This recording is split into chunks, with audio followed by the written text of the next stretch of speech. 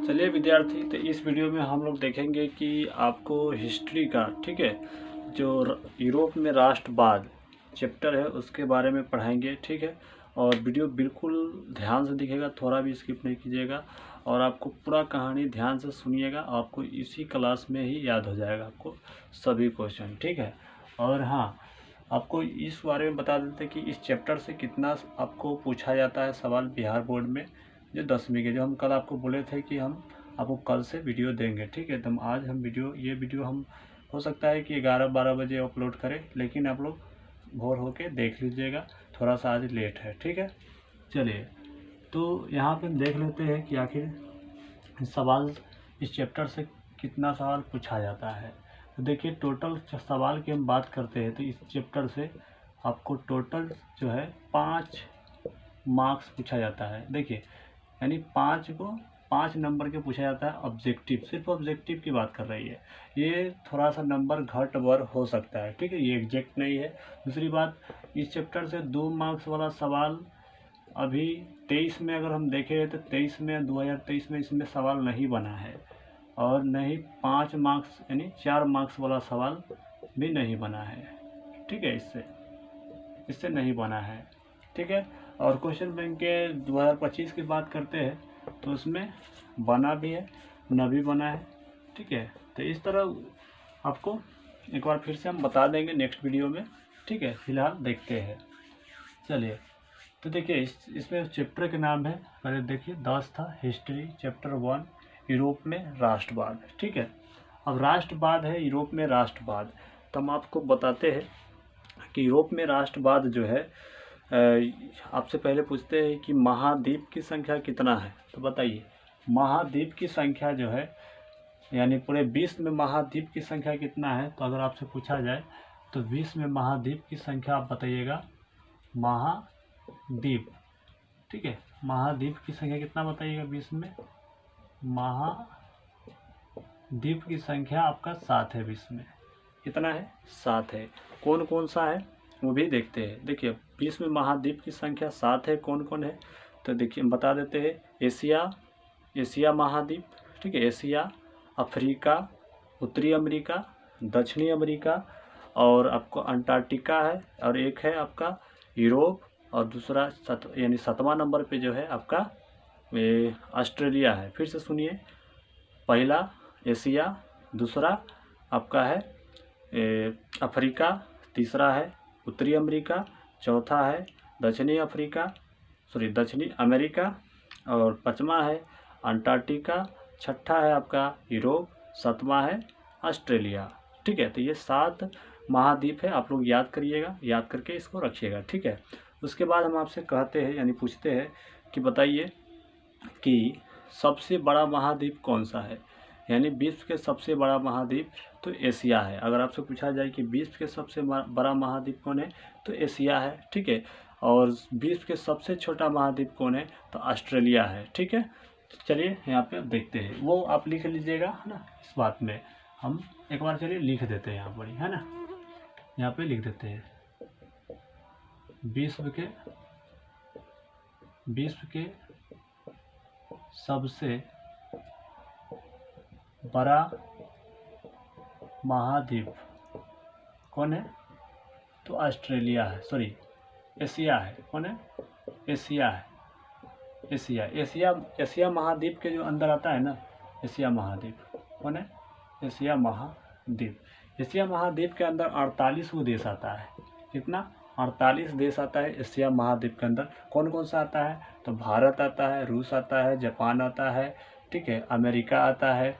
आपको फिर से कह दे, अमेरिका हो गया, रूस हो गया, ये सभी जो देश है ये सब भारत, ये सब कौन इसके अंदर आता है? एशिया महाद्वीप के अंदर। अब चलिए देखते हैं छोटा महाद्वीप। छोटा महाद्वीप जो होता है विश्व के छोटा महाद्वीप, विश्व के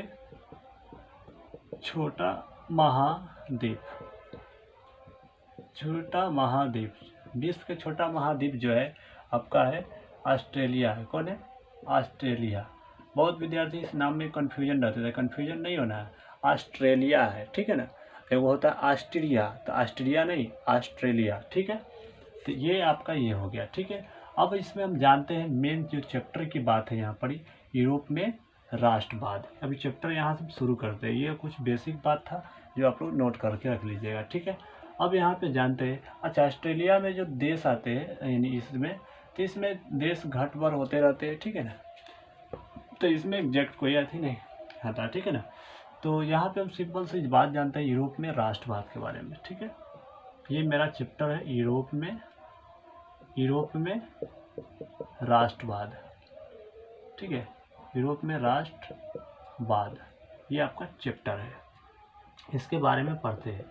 तब देखिए सबसे पहला सवाल आपका आता है कि राष्ट्रवाद किसे कहते हैं। राष्ट्रवाद किसे कहते हैं तो आप लोग बताइएगा।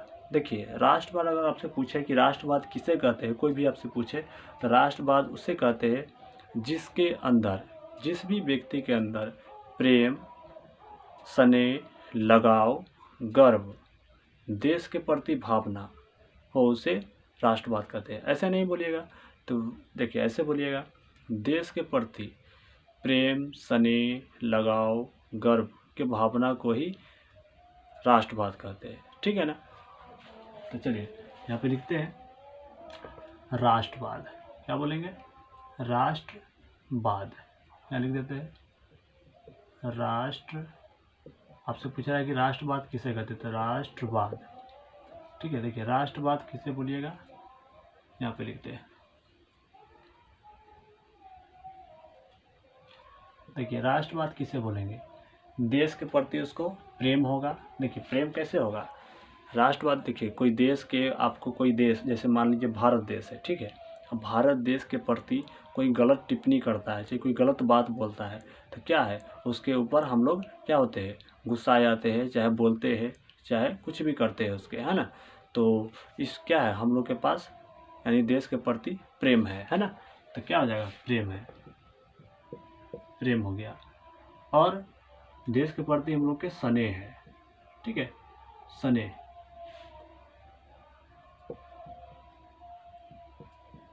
उसके बाद देश के प्रति हम लोग का लगाव है, बिल्कुल लगाव है देश के प्रति, है या नहीं। उसके बाद आपको कहा जाए तो देश के प्रति गर्व है। जैसे गर्व कैसे है हमारे देश के प्रति, जैसे देश है मान लीजिए कोई बहुत बड़ा सा काम हमारे देश के जो लोग हैं करते हैं, यानी कर दिए, जैसे इंडिया जीत गया, तो कितना गर्व होता है देश के कि वाह हमारा देश जो है इंडिया जीत चुका है ना।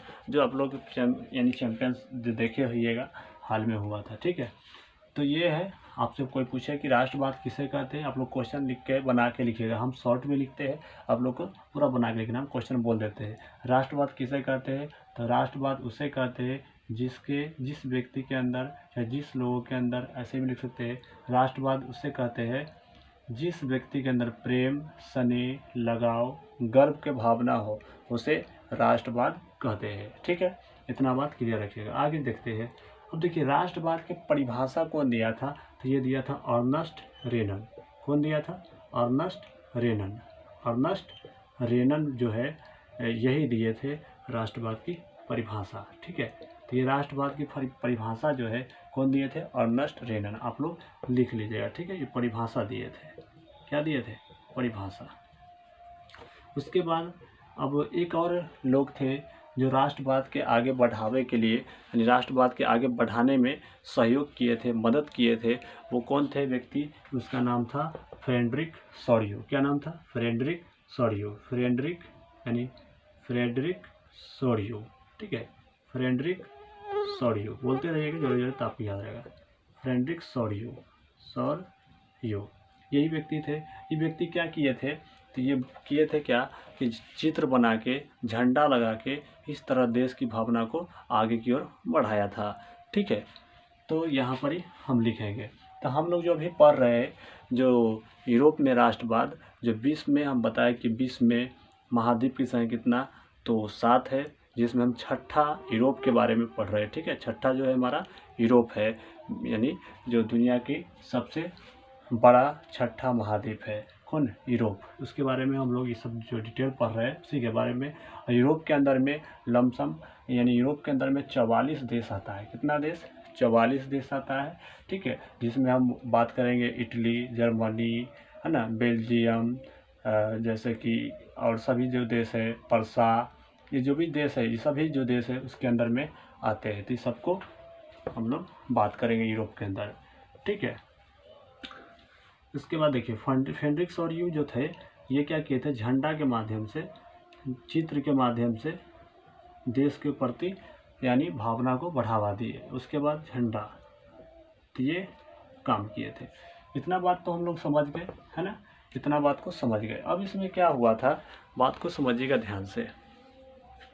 यहाँ पे जो है ना लोग 1789 की क्रांति के बारे में अब बात करते हैं, है ना। 1789 की क्रांति, 1789 के फ्रांस की क्रांति, 1789 के फ्रांस, है ना, फ्रांस की क्रांति, ठीक है। इसका क्या परिणाम रहा, तो देखिए फ्रांस की क्रांति में जो हम पढ़ेंगे, ये पढ़ेंगे यूरोप, फ्रांस में जो फ्रांस की क्रांति हुआ था, यूरोप के अंदर में ही आता है France, Italy, Germany, Nicosia, Belgium, है ना। पर ये जो भी से जो देश के नाम हम बता रहे हैं, ये सब कौन है, इटली के जो यूरोप के अंदर में आते हैं। तो 44 देश है लमसम, ठीक है, इसके अंदर में, यूरोप के अंदर में। तो चलिए यहाँ पे देखते हैं यूरोप के अंदर में जो बात पढ़ेंगे, यहाँ पे यूरोप, ठीक है, यूरोप के अंदर में पढ़ेंगे। तो यूरोप के अंदर में कौन आएगा, फ्रांस, ठीक है, कौन आएगा, फ्रांस। तो फ्रांस में जो एक राजा था, एक राजा के यहाँ पे शासन था। अगर हम आपसे पूछे कि फ्रांस में 1789 से पहले क्या था, तो राजा के ही शासन था, यानी राजा के ही शासन था 1789 से पहले, है ना। तो यहाँ पे राजतंत्र शासन था, क्या नहीं था, राजतंत्र था। अच्छा, राजतंत्र का मतलब क्या होता है, आप लोग बताइएगा। राजतंत्र के मतलब यह होता है, हम बता रहे हैं आपको कि राजतंत्र के मतलब यह होता है जिसका वंशज आते जाएगा, यानी अगर उसके पिताजी का यानी राजा की अगर किसी प्रकार से मृत्यु हो जाता है तो उसका वंशज यानी बेटा वो राजा बनेगा, यही इसका मतलब है। यानी पीढ़ी दर पीढ़ी वो बनते आएगा। तो यहाँ पे क्या था, राजा के शासन था। तो राजा के शासन को यहाँ पे था, तो इसको देखिए, यहाँ के जो राजा था, जो फ्रांस के राजा था, उसका नाम था लुई 14वां। क्या थी नाम था, लुई 14वां। क्या नाम था, देखिए आप लुई 14वां ऐसे लिख सकते हैं, ठीक है, ऐसे भी लिख सकते हैं, और लुई 14वां आप रोमन में ऐसे भी लिख सकते हैं, है ना, ऐसे लुई 14वां, ठीक है। तो लुई 14वां यहाँ के राजा था। कौन था, लुई 14वां यहाँ के राजा था, ठीक है ना। तो लुई 14वां यहाँ के राजा था। जो ये राजा था क्या बताया था, देखिए यहाँ के राजा था 1700 यानी कि 43 के आसपास, 63 के आसपास के राजा थे। तो देखिए यहाँ के जो लुई 14वां जो राजा थे, वो क्या बोले थे, यहाँ की जनता लोगों के बोले थे कि मैं ही राज हूँ, मैं ही, मतलब कि बोला था कि मैं ही राज हूँ, मेरा शब्द ही कानून है। अगर आप बताइए, आपसे कोई बोले, कोई यहाँ पे कोई सरकार है और बोले कि मैं ही राज हूँ और मेरा शब्द ही कानून है, तो क्या आप उसके ऊपर यानी कि संविधान के क्या वो उल्लंघन कर रहे हैं कि नहीं, बिल्कुल कर रहे हैं ना। तो इसी प्रकार अगर आप किसी देश में यहाँ के जो राजा है, फ्रांस के राजा है, अगर वो बोले कि वहाँ की जनता से बोले कि मैं ही राज हूँ और मेरा ही शब्द कानून है, तो क्या वहाँ की जनता क्या इस बात को बर्दाश्त करेगा, नहीं करेगा, क्योंकि उसके ऊपर खिलाफ करे, यानी कि उसके ऊपर आंदोलन करेगा, कार्रवाई करेगा, चाहे कुछ बोलेगा वहाँ की जनता, है ना।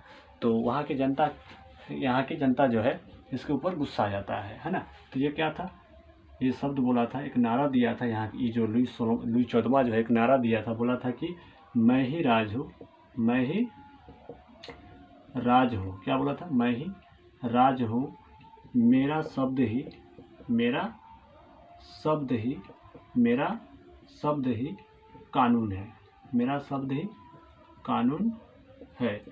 कौन बोला था, लुई 14वां बोला था। तो लुई 14वां बोला था, तो यहाँ के जो जनता था, जनता जो थे, यहाँ के जो लोग थे, वो क्या करे, उसको हटा दिए, है ना, लुई 14वां को हटा दिए। क्या किए, हटा दिए। उसके बाद यहाँ पे एक राजा और आया, जिसका नाम था लुई 16वां।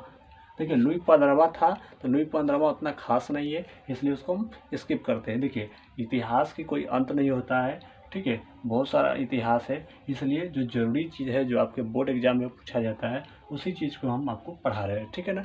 जो ज़्यादा महत्वपूर्ण है आपके लिए उसी चीज़ को, है ना। चलिए अब इस बात पे हम बात करते हैं। तो देखिए लुई 16वां जो थे, लुई 16वां यहाँ पे लुई 14वां के बाद आए, लुई 14वां के बाद आए लुई 16वां। क्या नाम था इसका? लुई 16वां। देखिए लुई 16वां आप ऐसे भी लिख सकते हैं, कैसे? ऐसे भी लिख सकते हैं आप, ये रोमन में होता है इस तरह, है ना, लुई 16वां, इस तरह भी लिख सकते हैं। तो लुई 16वां जो था ना, ये 1789 में आया। कितना में? 1789 में आया। जो डेट ज़्यादा महत्वपूर्ण है वही डेट हम लिख रहे हैं, ठीक है ना। ज़्यादा उतना ना इतिहास में डेट होता है कि आप याद करते करते थक जाएंगे, है ना। तो जो ज़रूरी डेट है आपके लिए वही लिख रहे हैं बोर्ड पे, समझ गए ना। हाँ, तो देखिए लुई 16वां जो है 1789 में आता है। और ये कैसा राजा था? तो ये निरंकुश राजा था। क्या था? निरंकुश। क्या था? निरंकुश राजा था। कैसा राजा था? अगर हम पूछे कि लुई 16वां कैसा राजा था, तो निरंकुश राजा था। निरंकुश का मतलब क्या होता है? उसके ऊपर कोई अंकुश नहीं लगा सकता है। क्या? उसके ऊपर कोई अंकुश नहीं लगा सकता। कहने का मतलब यह है कि जैसे कि आप अपने भारत देश में देखते हैं कि संसद के लिए नहीं, प्रधानमंत्री के लिए चुनाव होता है, और 5 साल में, हर 5 साल में उसको आप क्या करते हैं? चुनते हैं सरकार को। आप चाहेंगे तो 5 साल में दूसरा सरकार बना सकते हैं हटा के, है ना। 5 साल में ये अधिकार हम लोग को दिया गया है संविधान में। लेकिन यहाँ के जो राजा जो थे लुई 16वां फ्रांस के 1789 में जो बने, वो निरंकुश था। निरंकुश से कहने का मतलब यह है कि इसको कोई हटा नहीं सकता था। ये अपने आप को हीरो समझते थे यही राजा, ठीक है ना। तो यहाँ की जनता क्या किए? यहाँ की जनता क्या बोले? यहाँ की जनता के द्वारा हो गया विद्रोह। क्या हो गया? जनता क्या कर दिए? विद्रोह कर दिए, यानी फ्रांस की क्रांति कर दिए। तो जनता के द्वारा फ्रांस की क्रांति हुआ था।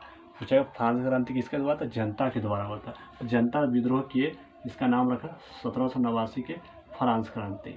तो नाम रखा 1789 के फ्रांस की क्रांति, ठीक है। बिल्कुल ध्यान से देखिएगा, आपको समझ में आएगा। तो जनता विद्रोह किए 1789 के फ्रांस की क्रांति, ठीक है। अब यहाँ पे जो जनता है गुस्सा गए तो लुई 16वां को क्या किए?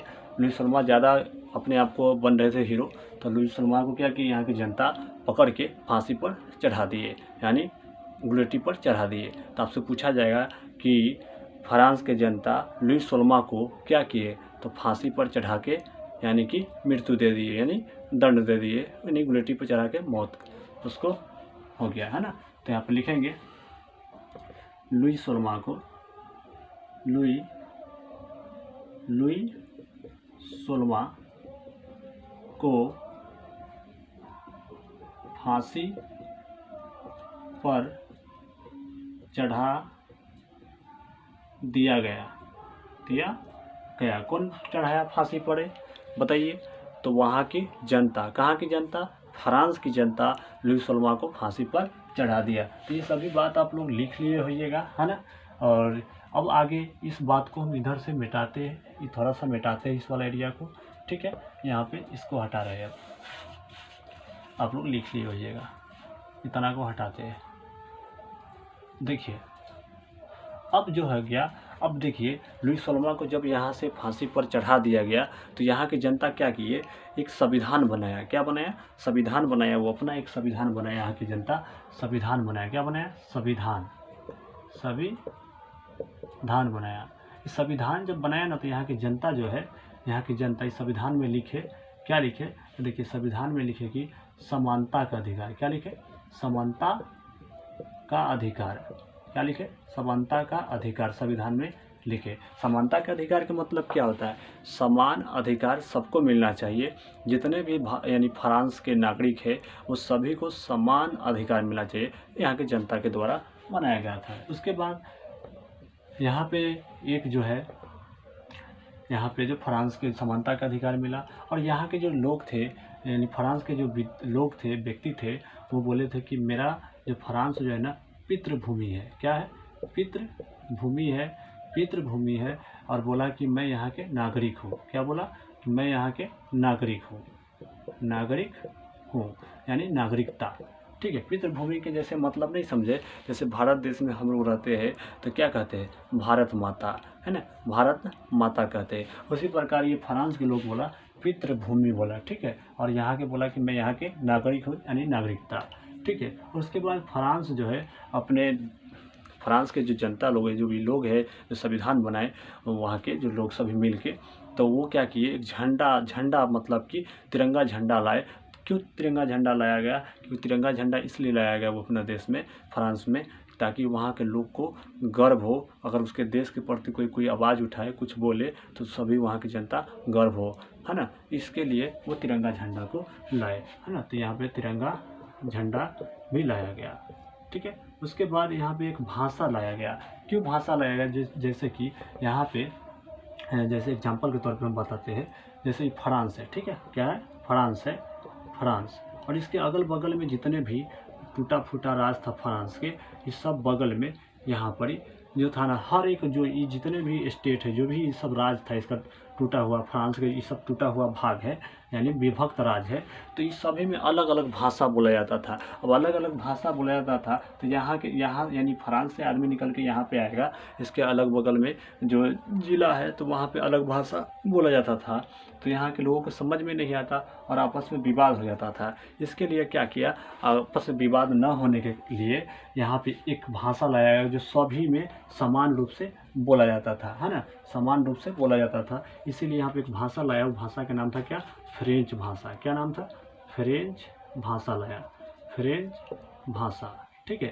तो याद रखिएगा कि आपको क्यों लाया गया फ्रेंच भाषा? ताकि वहाँ की जनता को सुविधा हो और सभी मिलजुल के रहे, है ना।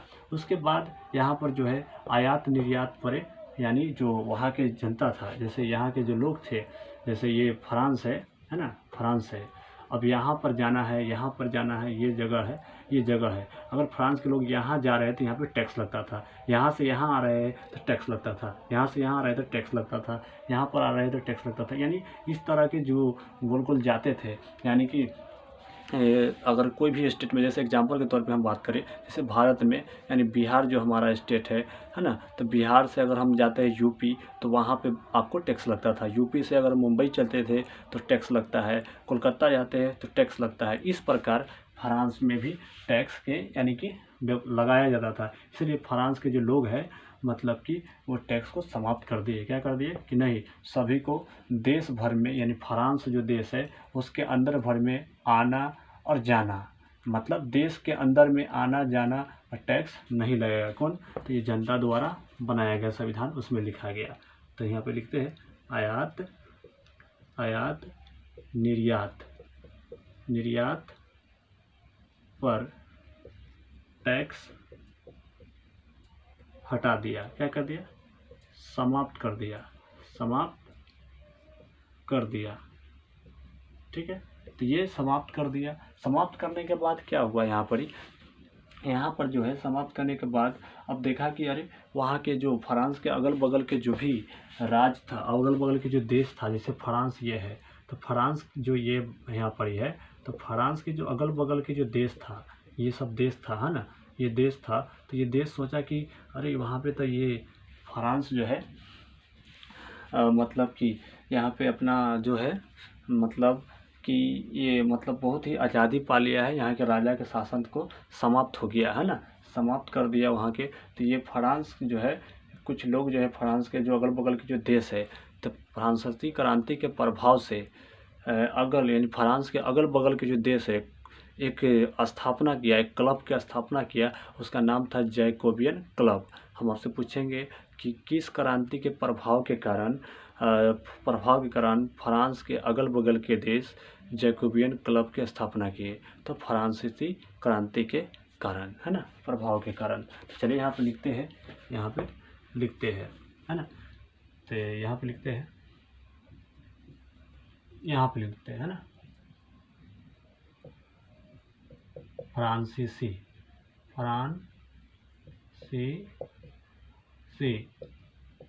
क्रांति के प्रभाव के कारण, क्या बोलेगा? प्रभाव के कारण फ्रांस के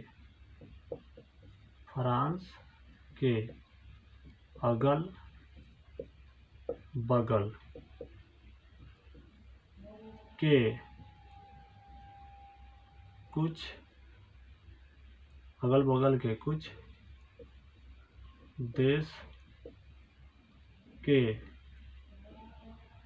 लोगों द्वारा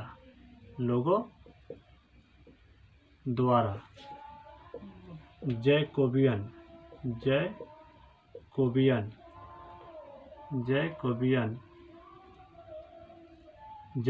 लिखे जैकोबियन क्लब की स्थापना किया गया।